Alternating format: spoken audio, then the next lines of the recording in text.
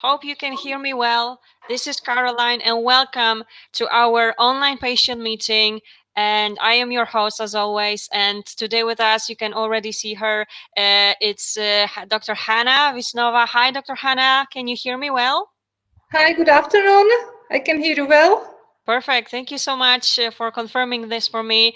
And today, again, we are meeting. So this is one more of our Stronger Together events. And today, just let me remind you that we are going to be here also at 8 p.m. as every single day so that we can support you throughout the uncertainty that we are in right now because of the coronavirus that has spread all over the world nowadays. And we just want to support you, and we want to make sure that you will be able to ask your questions to top fertility experts and get to know the doctors, but also find out on many different aspects related to IVF treatment. We know that you are not able to proceed with your treatment right now, so we just want to make sure that you are able to at least learn and use this time to get ready for your treatment when it will be actually possible. And our Stronger Together initiative, of course, it wouldn't be possible if it weren't for our ambassadors and partners. All of them you can see right now on the screen. So huge thanks to them. As I mentioned, without them, it's not possible. So as you can see, there are plenty of them that has decided to join our Stronger Together initiative as well. And I already have mentioned today with us is Dr. Hana Visnova. She is actually from IVF CUBE clinic, which is located in beautiful Prague. And she's also the medical director at IVF CUBE and has over 20 years of experience in assisted reproduction. So she will be happy to answer your questions today. And the topic today is also what's happening with your frozen embryos or oocytes during coronavirus times. So remember, you can type in all of your questions in the chat section and Dr. Hana will answer them for you. First, we will start with the most common questions and a short introduction from Dr. Hana, and then it will be your time to ask your questions. All right, Dr. Hana, are you ready to go ahead? Yes, of course. Perfect. So good afternoon, everyone. I hope every one of you is safe and having good time in this difficult and challenging time, and we hope to help you during those times with some advices regarding the options of fertility treatments. And I hope strongly the break will not last too long and we will be able to return to our normal lives as soon as possible. Caroline, thanks for your introduction. So I'm the medical director of IVF Clinic, so please ask me questions regarding your concerns regarding IVF treatments, and I will try to do my best to help you with my answers. Fantastic. Thank you so much. And of course, we will start with the most common questions. And remember to type in your question in the chat section. We will take care of those questions right after the common questions. Mm-hmm. Which are, of course, also from the patients. Those are the ones that we receive most often. So first of all, the first question is how embryos, oocytes, sperm is stored in a clinic like yours? So IVF clinics store frozen, that means vitrified embryos and oocytes in containers with nitric oxygen with liquid nitrogen at the temperature of minus 196 degrees. So those containers could be small or larger ones. We usually keep embryos separate from oocyte and separate from sperms, and it depends on the capacity of the clinic, how large those containers are, how frequently we need to add some nitric oxygen to be sure that embryos are safe. But any clinic like our clinic has a responsible person who is taking care of those stored embryos, as we usually do. The same we run during Christmas time or holidays time or any normal breaks in our practice.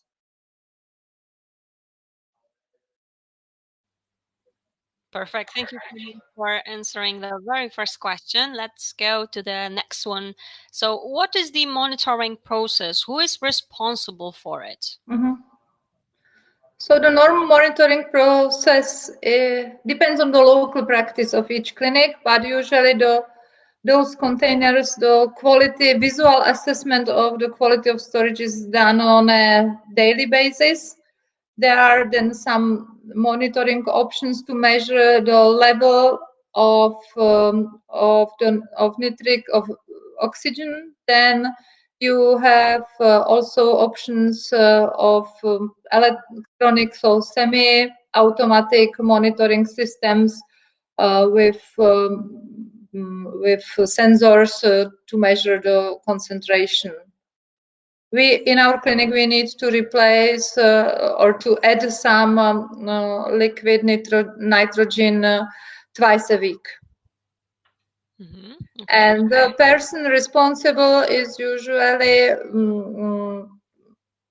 each clinic has a definition of persons who are responsible to check the quality of storage on a regular basis.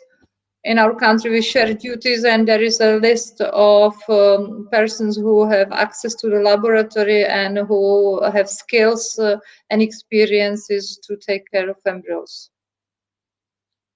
Okay, perfect. Thank you so much. And next question is, what is the current status on using frozen embryos, oocytes, sperm in coronavirus time?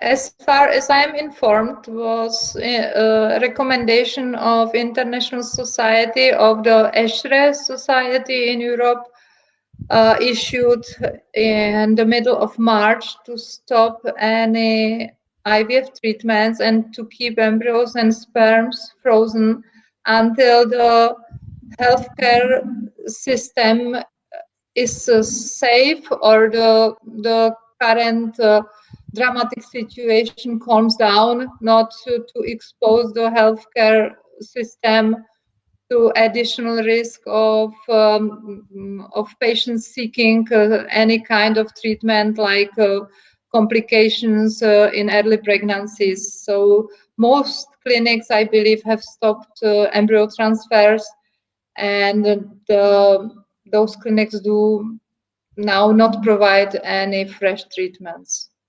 Mm-hmm. Okay, so we still need to wait till it's over, and well, it's not certain yet when exactly that's going to happen, right? It is more related to the quality of the healthcare system in each country. Once the situation with coronavirus is under control and there is no risk that the system will not be able to accept pregnant women with some possible complications, then I believe we will very slowly begin to do embryo transfers. All right. Thank you so much for answering that question as well. And now, so can COVID affect an embryo quality in any way? I don't know if I was a carrier of the virus during my cycle. No, embryo itself cannot, the COVID, the virus cannot have effect on embryo. It also has no receptors in endometrium, so the virus cannot bind itself to the human lining or to the embryo or to the sperm or to the egg. So this is definitely answered, and there is enough scientific knowledge that the virus is not inside of the embryo. It cannot survive there.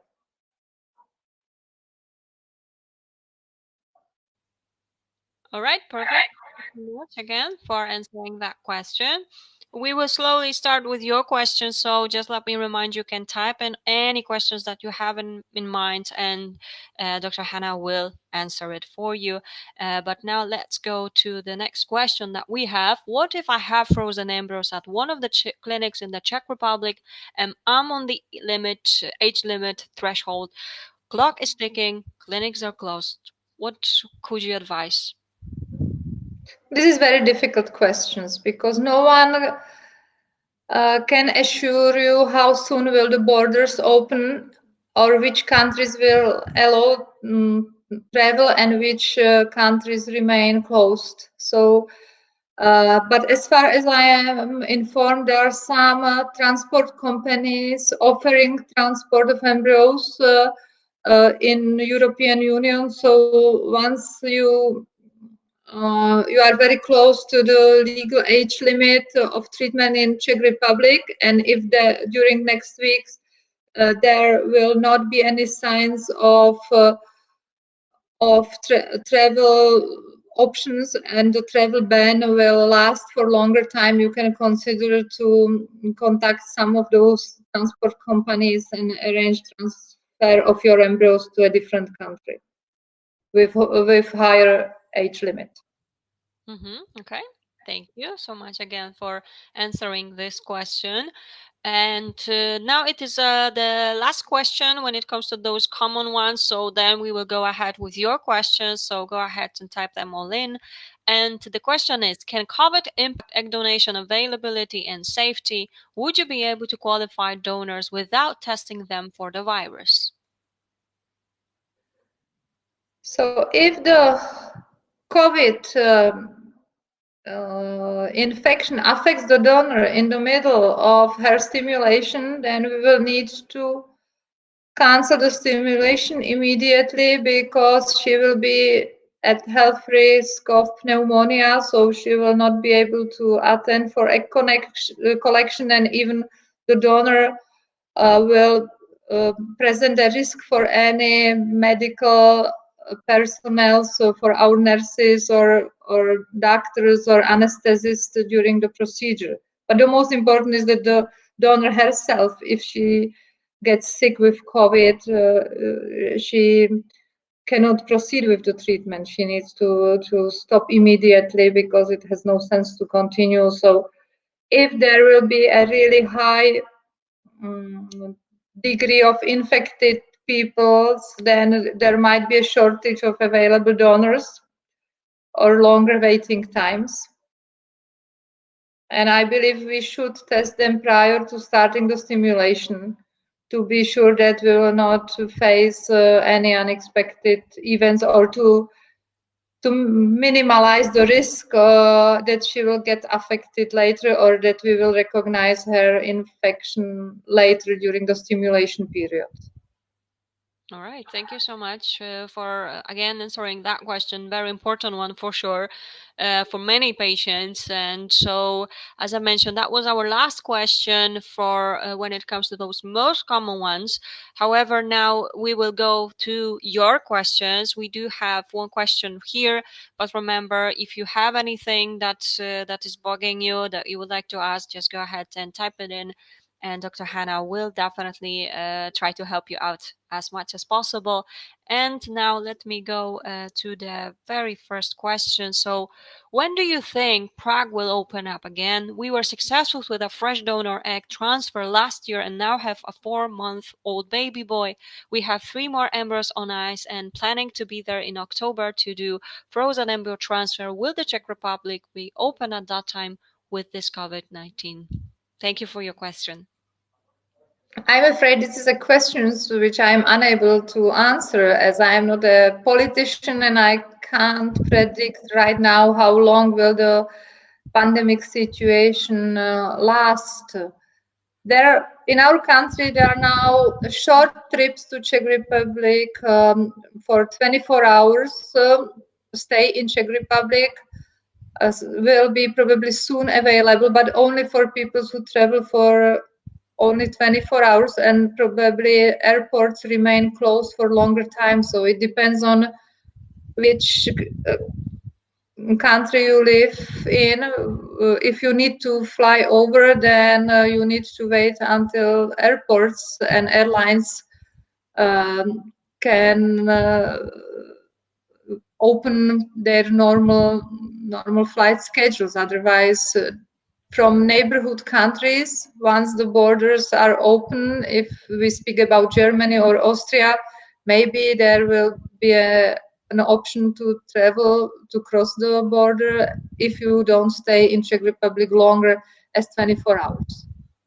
Yeah, so But those are just preliminary informations from our politicians, and I'm not sure how soon such option will be possible. But only for those who travel by car.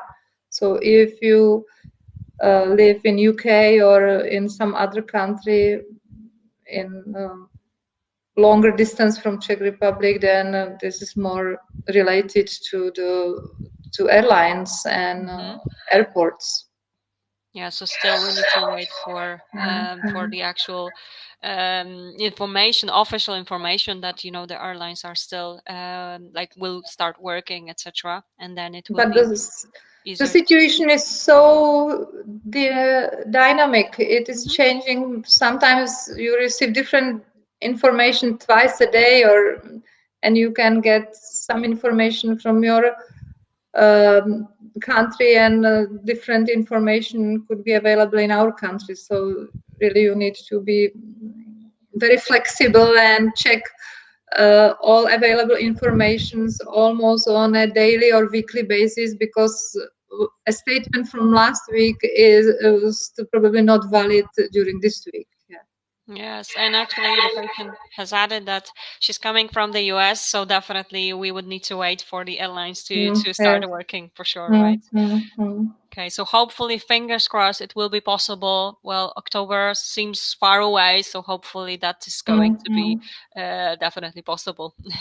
All Or right, there thank you might so be much. option to flight over to some other European country where is the COVID situation under control, and then to rent a car and to travel with a rental car to Czech Republic. Yeah, possibly that might work as well.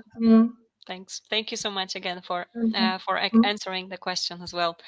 Okay, perfect. Thank you. And now let's go to the next one. So we just had a treatment before the lockdown started. There were some blastocysts sent to PGS, and the good ones came back. But how is it now during this time? Can they lose quality while they are frozen, especially now if we had to wait longer? No, definitely not. Duration of the storage has no impact on the quality.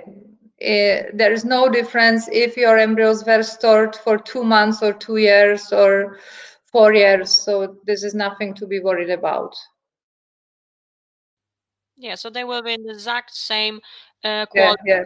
as they were, of course. Perfect. Thank you so much for clearing this up for us as well. And this is actually a very interesting question in regards to the age limit. Do you think it's possible that the age limit might be extended in the Czech Republic due to COVID freeze? So patients who are on their age limit could be accepted anyway. I'm afraid this is not the case, because the legal age limit, this is a legal definition of 49 years of age, and we cannot break the law. And I'm afraid that to expect any changes in the legal situation is not real, because there will be so many legal requirements based on the pandemic situation, so many legal troubles. I expect that no one will be keen of prolonging or changing the law of IVF limits. This is my opinion, that this is not a topic number one for politicians or lawyers to request a change or prolongation, because there are many health and legal and economic troubles which we will be facing in the near future. And I'm afraid no one will be interested to face and to spend time with changing the law of IVF legal limitation. All right. Thank you so much for Well, sharing your opinion as well, definitely important. But it's true. This is like more of a law thing, and as you said, it's possible. It's just there will be not enough time to just take care of that part for sure. Yeah. Well, we'll see. We'll see still how it's going to turn out. Okay, thank you so much. And let me go to the next question. In the era of COVID, how to safely store sperm, eggs, or embryos? Should we have separate freeze tank for patients who are treating during this period? Treated during this period? This is probably a question from some of my colleagues from different clinic. So there are now scientific discussions how safe is liquid nitrogen. If we need to sterilize liquid nitrogen during the procedure. So this might be a question. It depends on how you separate embryos, but anyway, if you have a freeze tank now, you can use sterilized nitrogen for that container, and because you don't probably store any new embryos, I believe those embryos frozen before corona time are safe. The problems may arise if the pandemic situation lasts for a very long time. Then we will need to regularly sterilize those containers and to sterilize the nitrogen. Okay. Thank you so much again for answering that question. And there's another one right here. Is it best to store embryos one by one in straws? Some clinics store two or more, and if two are not transferred, then refreeze the other one. Would that harm or lower the quality of the refrozen ones? In our clinics, we always freeze single embryos in each straw because we don't know what will be the future plan of if there will be a single or double embryo transfer scheduled later. So definitely we freeze only a single embryo to eliminate the need of second vitrification, second freezing.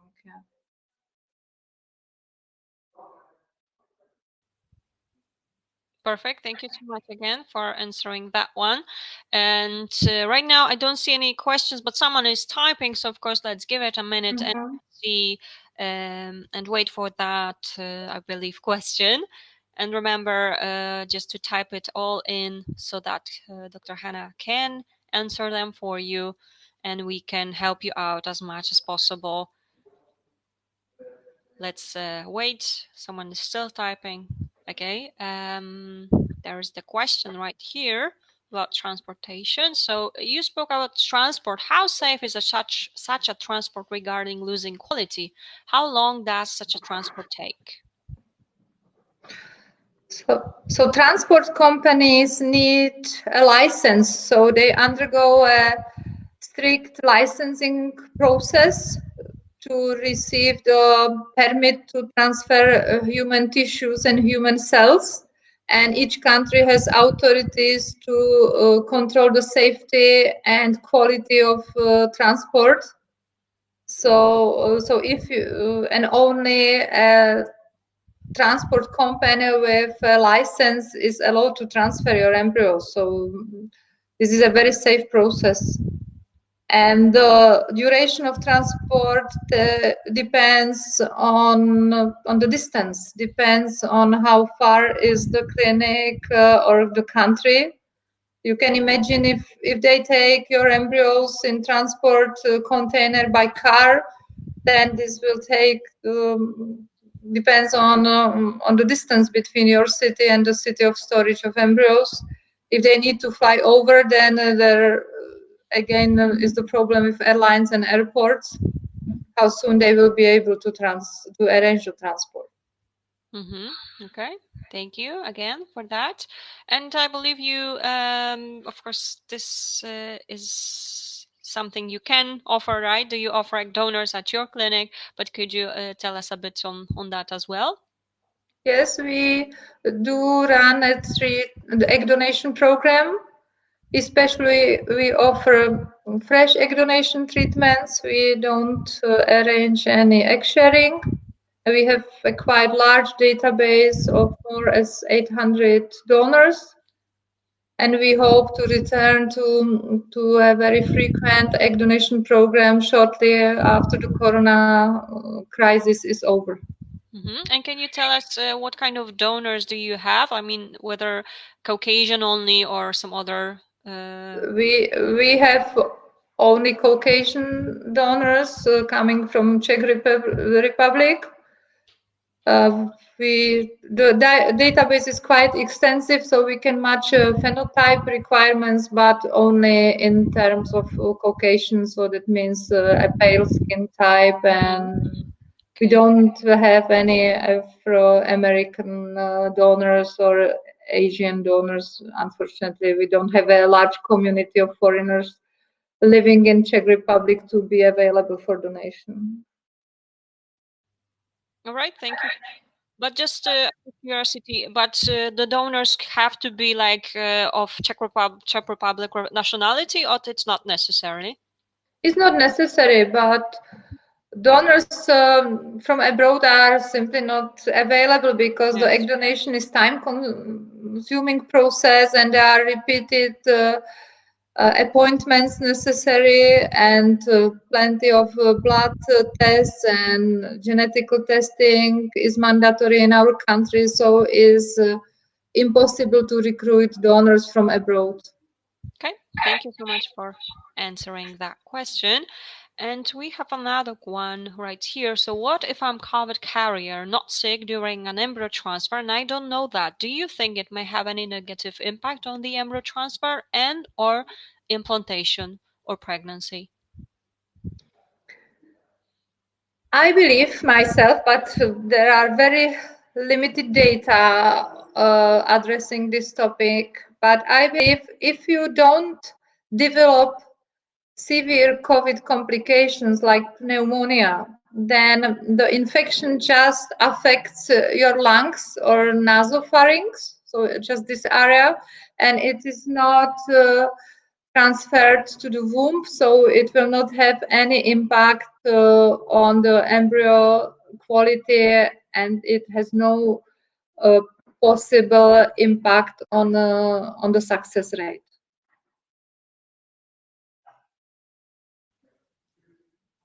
Thank you so much again for answering that question. We have another question about surrogacy, actually. Do you offer surrogate mothers at your clinic as well? No, we don't. So no surrogacy programs are available at IVF? No. Commercial surrogacy is not allowed in Czech Republic. Okay, understood. So it's I believe there are some clinics, but it's just like not all of them are actually offering surrogacy. In our country, there is a very limited access to surrogacy, but only for women of Czech origin who have their close friend or a relative willing to be their own surrogate. So they need to find the surrogate mother themselves, and all of participants need to be of Czech origin, and the delivery must be expected in Czech country. Okay, thank you for confirming this. So again, someone is typing, so let's give it a second and see what is the question. And in the meantime, can you tell me, so as you are like on the lockdown, of course, as well, can you tell me what kind of options you are doing at the moment when it comes to IVF CUBE? So no treatments are possible, I guess, for patients from abroad, of course, but do you offer, like, it's still possible to go for IVF if someone is in the Czech Republic? Right now it's impossible to run IVF, but we wait for development of the infection. The corona situation is very quiet in Czech Republic. there are currently very few affected persons and very few in hospitals or intensive care units. So maybe we will reconsider to start treatments very soon. But it depends really on the local development of the infection, and each country has different scenario. But right now in our country is the infection under control. So even normal hospitals plan to start normal operations during next weeks. Since March, since the middle of March, there was only acute care available all around Czech Republic in any hospital, like only injuries or severe acute operations were performed, but any elective treatments have been cancelled.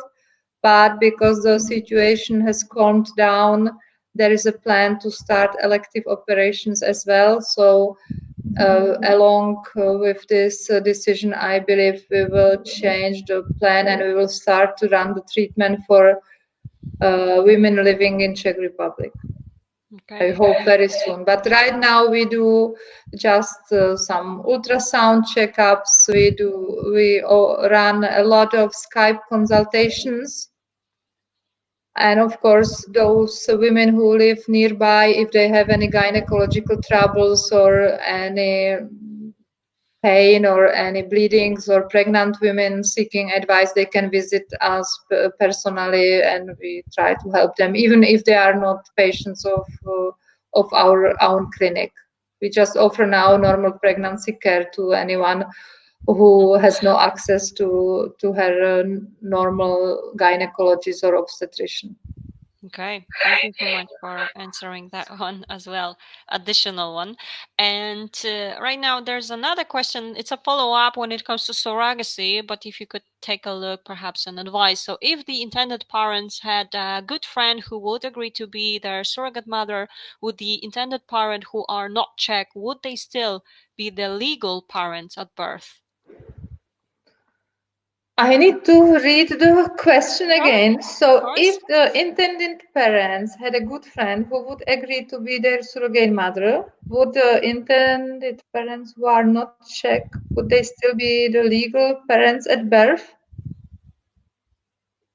It depends on the legal situation in each particular country. For example, in Czech Republic, if I understand the question correctly, if though this treatment happens in Czech Republic, then after delivery, the legal parent who is written in the birth certificate is the surrogate mother and the genetic father of the child.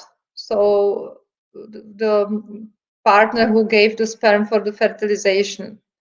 And at 6 months of age of the newborn child, they need to go to court, and they need help of attorney of law, and there will be a legal change of birth certificate if the surrogate mother and both intended and genetic parents attend to the court and say that this was their free decision to use the surrogate mother, that there was not any commercial surrogacy done, then the judge will change the birth certificate, and there will be a new certificate with the names of the genetic parents. So usually at the age of 1 year of the child, they become, both of them, to be legal parents of the child.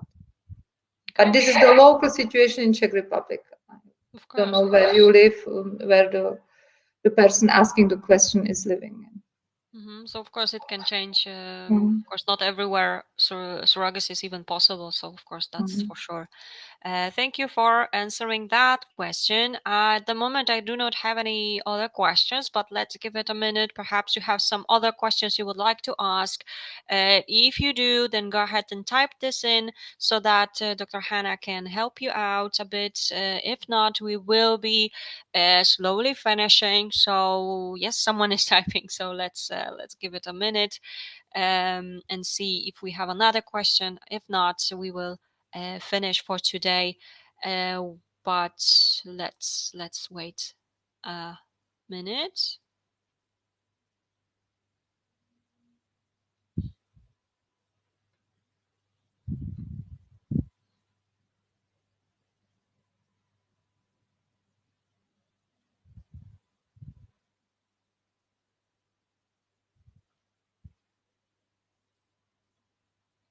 Okay, let's have a look. We do have another question. So this is not COVID related, but based on Dr. Hannah's experience, which is better, fresh or frozen transfer? It depends on the. I need more to hear you to ask me more details. But if we speak about fresh stimulation using own egg treatment, then and there is no risk of hyperstimulation, then there are sufficient data that the fresh transfer is better as to use frozen transfer. But in some medical circumstances, it's better to freeze embryos. It's about donor. Okay, so you mean donor egg? So the fresh, there is a decline of 5% probably all around the globe if you use fresh or frozen embryos vitrification.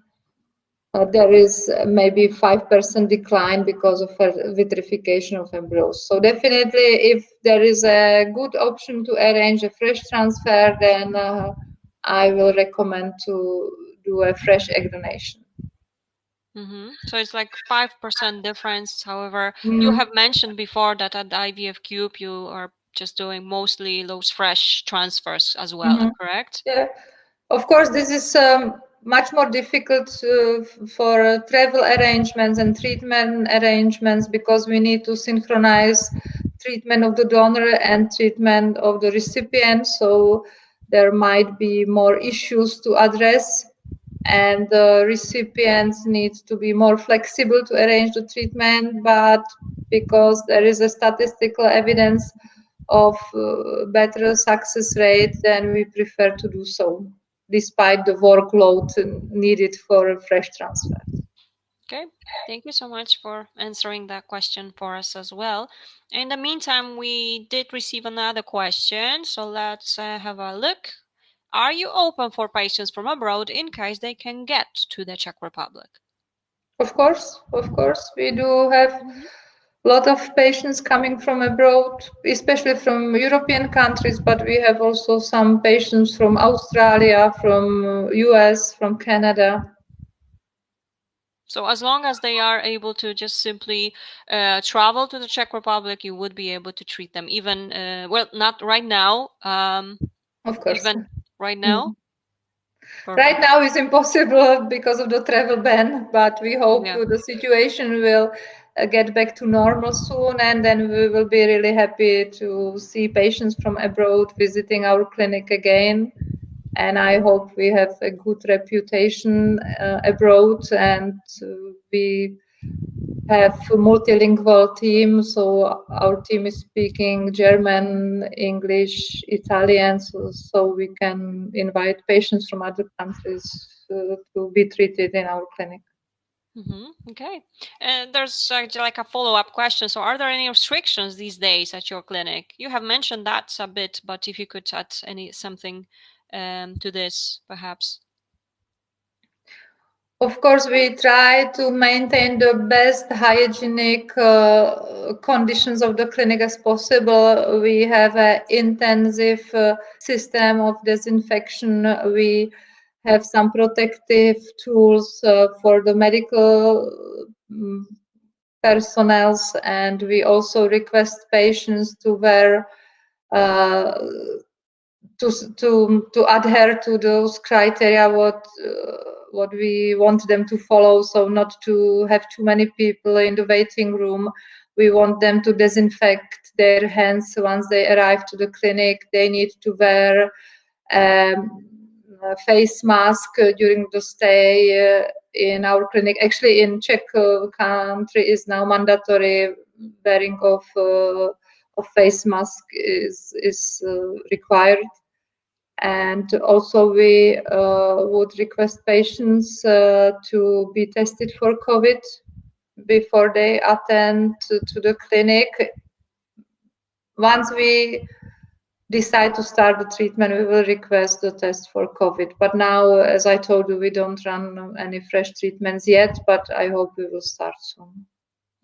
Okay, thank you so much for clarifying that. So there are like every precautions are taken into considerations, and of course we all need to follow the law. And of course nowadays I think in many countries right now this is like the you need to wear masks, etc. Yeah, so so this As is like the safety of patients and also safety of our staff is exactly. now the most important topic, and so we try to be as to control any conditions to be able to arrange a safety environment in the clinic for patients who need to visit us. And we also request the patients to come to the clinic only if they are really healthy, they don't have temperature, they have not met any person suspected to be COVID positive. And we ask them to disinfect themselves, to have the face mask, etc. That's right. Thank you so much. At this point, I don't see any questions, so I guess we will be finishing. If you have anything that you would like to add, go ahead and type this in. This is your final call for the questions. And just in case, let me just put the link right here. If you would like to get in touch with Dr. Hana and her team, of course, for any sort of consultation, but also if you would like to share some details and find out about your options, you can go to that website and you will be able to ask your question right there, and this will be forwarded straight to Dr. Hana and her team.